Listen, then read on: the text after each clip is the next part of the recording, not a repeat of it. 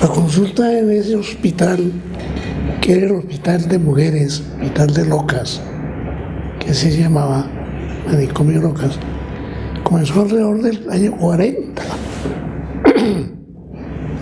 Y que yo recuerde, le hacía un solo colega, que era el doctor Luis Jaime Sánchez.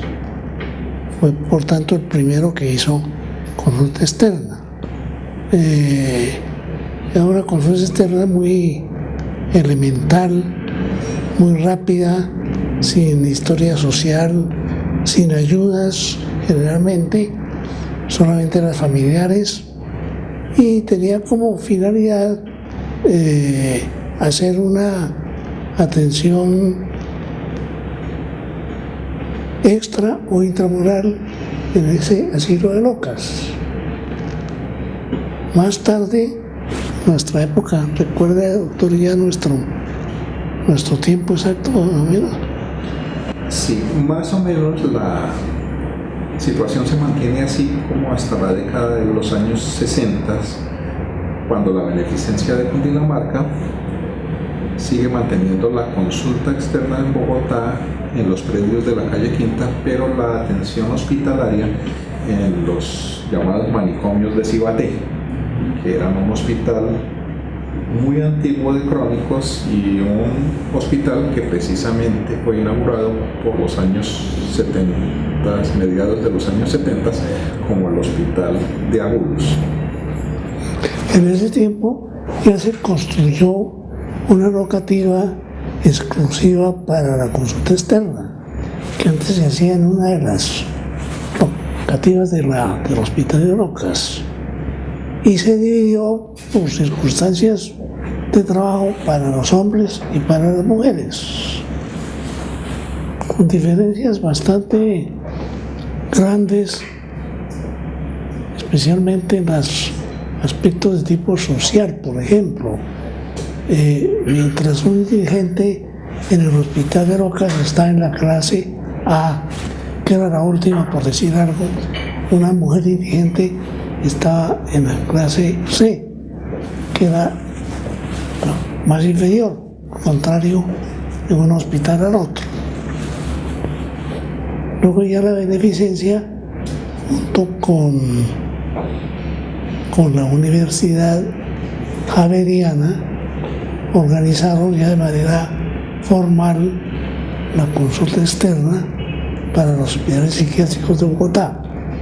Entonces se comenzó a integrar todo, y las mujeres que estaban en televisión se dejaban ahí y los hombres se mandaban a Cibaté, el hospital de locos de Cibaté, y en condiciones muy precarias. Se mandaban en vehículos no adecuados y en condiciones no muy santas. Se revolvían ahí esos pacientes. A veces había muchos, a veces había pocos, porque la consulta era nacional. Ahí llegaban todos los locos del país, a excepción de los pacientes de Antioquia y algunos de Nariño, que había unos hospitales en ese tiempo. También por ahí un esbozo de consulta en el norte de Santander. Pero fuerte era la consulta externa de aquí. Llegaban los pacientes de la costa. Y por ejemplo, curiosamente, los pacientes de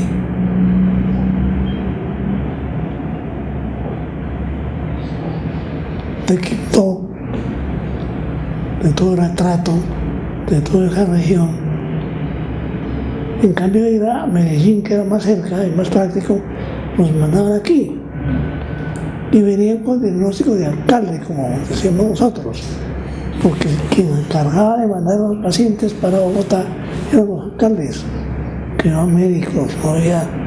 El alcalde decía: este se volvió loco, entonces mándenlo para Bogotá a que lo clasifique. Entonces van en manadas, por decir algo, término un poco decente, pero así era. Las traía unos tipos de esos de allá y venían prácticamente en manadas, 30, 40, 50, de los de la costa, y van en números así de grandes siempre. Y ahí se repartían. Las mujeres se dejaban ahí en las locas y los hombres se mataban al siroteo.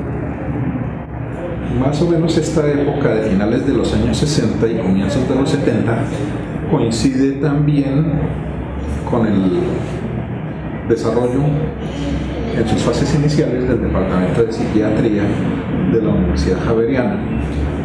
Y lo menciono porque esa circunstancia permite un salto cualitativo en el manejo de todos los pacientes psiquiátricos del país, precisamente a través de lo que se convirtió como en un campo de práctica de estudiantes de medicina y de especialistas de psiquiatría de la Universidad Javeriana que trabajaban con la beneficencia de Cundinamarca. De tal forma que, a través de esos convenios docentes asistenciales, todo ese recurso universitario se volcó sobre la consulta externa, que a su vez era la puerta de entrada a los hospitales de Cibaté. Y lo que menciona el doctor Cárdenas es parte de esa prehistoria,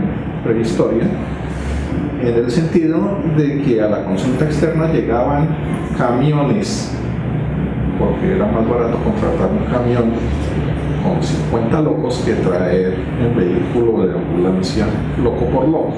Y llegaban de todas partes del país, pero principalmente recordamos con mucho cariño a los de los Llanos, a los de Chocó, que siempre iban con los mismos nombres y los mismos apellidos a la misma consulta que ya conocían, para ser redistribuidos o tratados o manejados a través de esa red de salud mental muy incipiente de la beneficencia de Cundinamarca.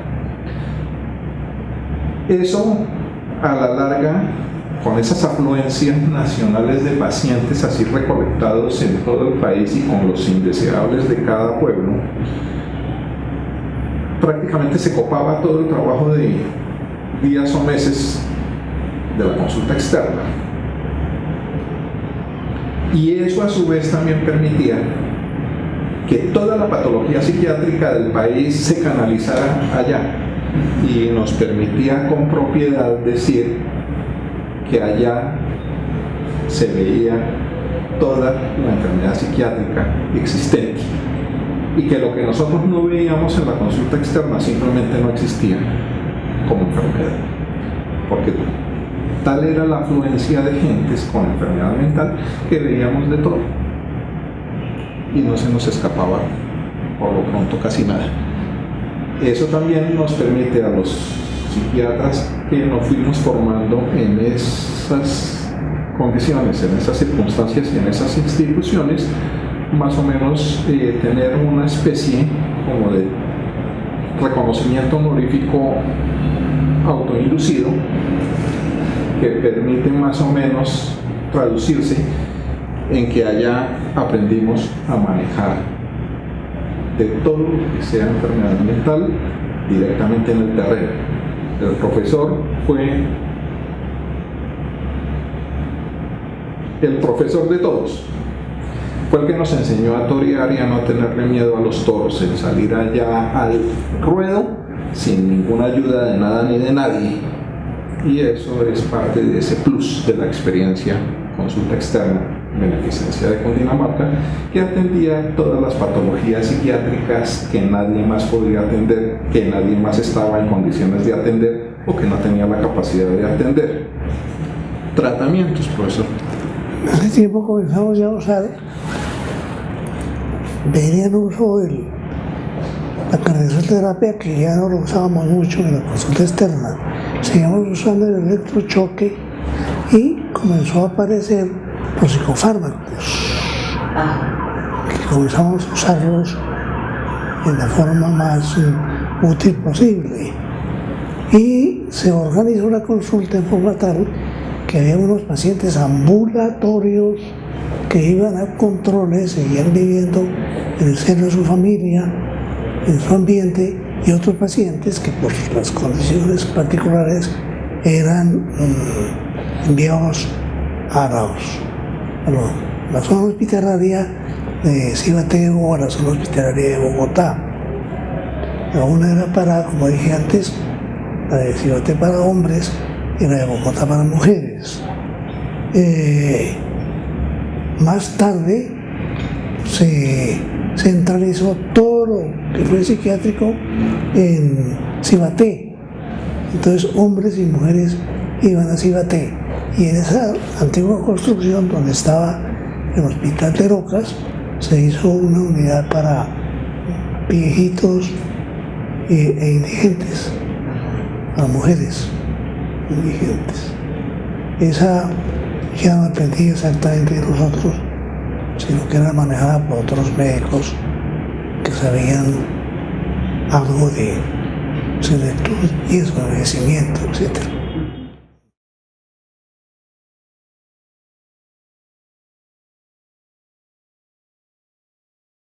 Pero trabajamos muy con las uñas, muy sin elementos. No tenemos suficiente para personal auxiliar.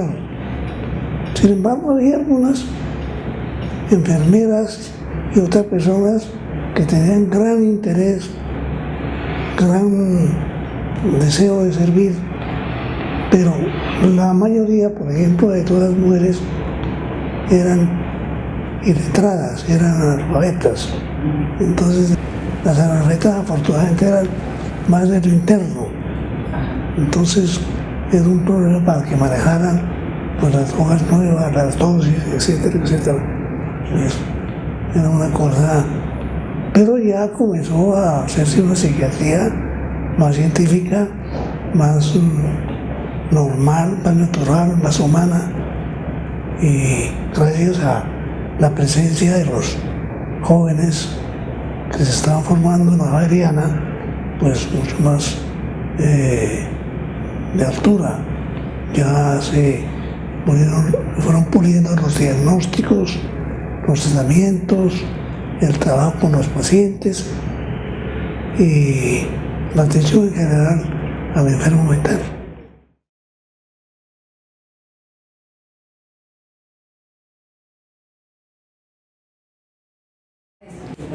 Básicamente por falta de recursos. En las regiones no había hospitales psiquiátricos, entonces no había consulta psiquiátrica, ni había psiquiatras. Todos los que perturbaran de una u otra forma podrían ser denominados como indeseables, por locos o por no locos, perturbadores del orden. Entonces, para el alcalde era muy fácil simplemente recolectar hasta tener un número suficiente que justificara el pago del camión, y ahí iban mezclados de todos, pero principalmente sí pacientes psiquiátricos, pacientes que tenían graves enfermedades mentales y que porque no tenían apoyo familiar ni social ni forma de ser atendidos médicamente allá, pues recaían y volvían nuevamente a enfermar y volvían nuevamente a ser enviados para acá. Entonces la consulta externa era el filtro. Este sí es paciente, este no, este parece pero no es, este es colado y devuelva otra vez para donde su alcalde. Lo otro que menciona el doctor Cárdenas es importante porque es la observación de cómo los servicios de la consulta externa y de la hospitalización de la beneficencia también van evolucionando con la misma evolución de la ciencia y del progreso técnico en psiquiatría. Entonces los tratamientos que se hacían en un comienzo pues eran unos tratamientos que hoy consideraríamos más primitivos que los tratamientos que después se van a dar cuando aparecen los fármacos, los psicofármacos que modifican ya la dinámica pues, del tratamiento. Lo otro que habría que tener en cuenta es que como la puerta de entrada era la consulta externa, ahí estaba focalizada la atención primera del paciente. Se atendían en las épocas regulares 150 pacientes diarios en consulta externa con un recurso de aproximadamente una docena de psiquiatras o de consultorios psiquiátricos. Unos dedicados solamente a la atención psiquiátrica y otros, como en mi caso, dedicados a la parte de la docencia en el escenario de la asistencia. Entonces, en la rutina, por ejemplo, nuestra, éramos varias universidades, la Universidad de Rosario una de ellas y Javeriana la otra, con su respectivo docente o docentes. Entonces hacían una especie de rutina de consulta para entrenar a los médicos que se estaban especializando en psiquiatría y para enseñar lo que el médico general debe conocer de la enfermedad mental para manejarla cuando esté trabajando en los sitios donde no hay psiquiatra, en el caso del pregrado de medicina. Entonces, la labor docente asistencial consistía en que el residente y los estudiantes de medicina, con la presencia del docente, hacían la consulta. Buena parte del tiempo era dedicado a esa actividad y otra parte era dedicada ya al estudio específico del paciente sin que el paciente estuviera presente. Ejemplo, casos clínicos. ¿Qué tiene este paciente? ¿Cómo se manifiesta? ¿Cómo lo manejamos? Y demás. Y ese paciente, si era devuelto con su fórmula, ya con indicaciones de manejo por parte de su familia, o si era remitido, entonces seguiría siendo manejado allá a nivel de las hospitales de Ciguaté con los mismos recursos de la consulta externa, solo que en turnos nocturnos o de fin de semana. Los estudiantes de medicina, los residentes de psiquiatría y los docentes hacían turnos en Ciguaté, turnos entre semana, nocturnos una vez o 2 veces por semana, más turnos de fines de semana, y con eso se completaba y se integraba lo que es el manejo ambulatorio de una consulta externa con lo que era el manejo institucional de hospitalizaciones de mediano o de largo plazo. Ahí vimos de todas las patologías, algunas de las cuales ya prácticamente no sé.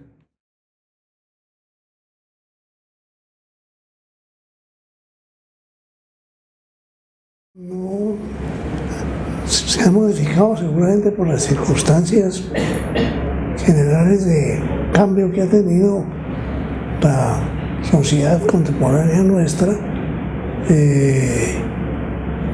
porque ya comenzaron a aparecer otras unidades en otras zonas del país, se comenzaron a acrecentar las consultas externas de muchos hospitales, cosa que no existía, hospitales tanto en Bogotá como fuera de Bogotá. Y, por ejemplo, nosotros organizamos un servicio de neurología que nos ayudaba en los diagnósticos y un servicio de psicología médica. Y luego organizamos una unidad porque el hospital de Locas se trasladó definitivamente hacia Ciguaté. Entonces ahí donde estaban ellas organizaron un servicio intramural. Y además, pues siguieron viniendo muchos pacientes de todas partes, pero sí disminuyó de algunas regiones y disminuyó un poquito también de la misma ciudad, porque había unidades, por ejemplo, aquí en San Ignacio, en Santa Clara, en el hospital de Kennedy y en San Blas y algunos otros. Y la psiquiatría comenzó a cambiar de esquema, ya no era una especialidad como paramédica, como por fuera los médicos, sino integrada ya a la medicina. Toda esa labor se debe a toda esa serie de jóvenes que se fueron formando y doctoras que se fueron formando muy específicamente en nuestra unidad. Por eso es que tenemos tanto respeto y cariño por esa unidad. También se dan unidades en otras universidades del país, por ejemplo en el Valle, en Cali, por ejemplo en Manizales, pero la nuestra seguía teniendo preponderancia porque era la que más pacientes seguía manejando.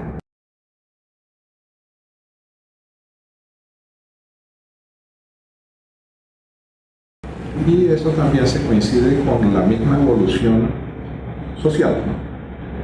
ya cambia el paradigma del loco como manicomio y más bien el enfermo mental en unidades de salud mental integradas a hospitales generales, y también porque este mismo grupo de personas que protagonizó esos cambios a través de la consulta externa y de la hospitalización en lo que eran los manicomios fue la misma prácticamente que trabajó por la sustitución de manicomios por unidades de salud mental. Eso se da hacia los años de 1980 con la creación de las unidades de salud mental en los hospitales regionales, aprobado, apoyado y dirigido por el Ministerio de Salud directamente. Entonces, con el tiempo, eso permite que se vayan desocupando los hospitales de crónicos, antiguamente llamados manicomios o asilos, y ahora sean atendidos en las capitales o en las ciudades principales dentro de los mismos hospitales generales en la modalidad de las unidades de salud mental y de los talleres de salud de terapia ocupacional de esas mismas unidades. Después vendrán ya los avatares de la Ley 100 de 1993, que cambia totalmente la forma de prestación de servicios de salud en Colombia y marca también el fin de la consulta externa y de los hospitales de Cibaté, en la medida en que estas eran entidades de beneficencia que prestaban servicios de salud. Y con la Ley 100 solamente se podía prestar servicios de salud por entidades del sector de salud, y eso va marchitando legalmente toda la infraestructura de la consulta externa y de los hospitales de Cibaté para que sean ya las modernas EPS, IPS y unidades que todo el mundo ya conoce, inclusive con sus especialidades tales como unidades para farmacodependientes, unidades de niños y adolescentes, unidades de otra cosa y de otra, y ese creo que es el fin sintético de esa historia, ¿cierto?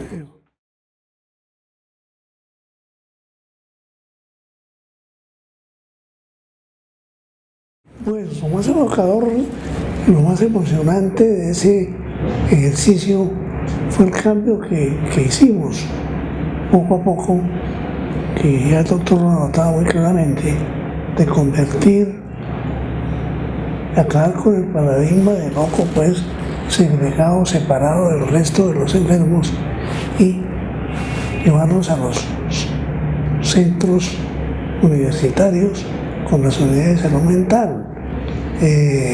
Ahí en la consulta se formaron psiquiatras de la Javeriana y del Rosario, y ellos trataron de ir extendiendo estas actividades no solamente en Bogotá, sino por fuera de Bogotá, ¿no?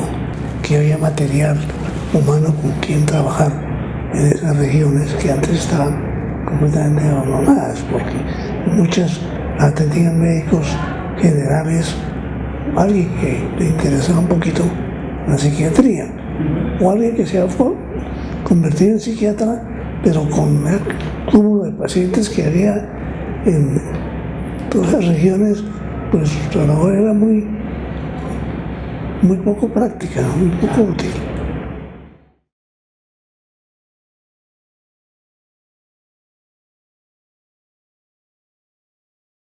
Yo no tengo sino agradecimiento por las personas que se formaron ahí, que nos aprendieron, a mí y a algunos otros, que tengo la oportunidad de enseñarles, y que han llegado a lo que uno siempre aspira, a que sus alumnos lo superen. Y en ese sentido estoy muy contento porque me han superado enormemente. Sí, todos en general, pues tal vez unos pocos son psiquiatras muy distinguidos y psiquiatras muy distinguidos que trabajan y llevan todos estos conocimientos y cada día cosas nuevas a todo el resto del país.